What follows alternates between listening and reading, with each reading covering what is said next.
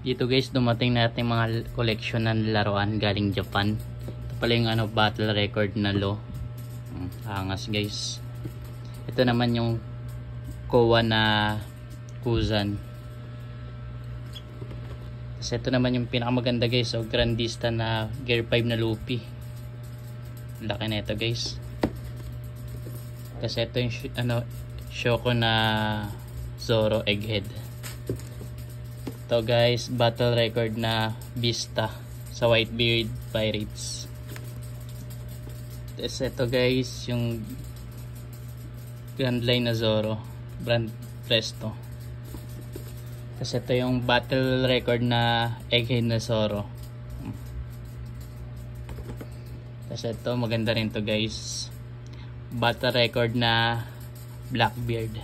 Sino yung dyan, OP Fever dyan.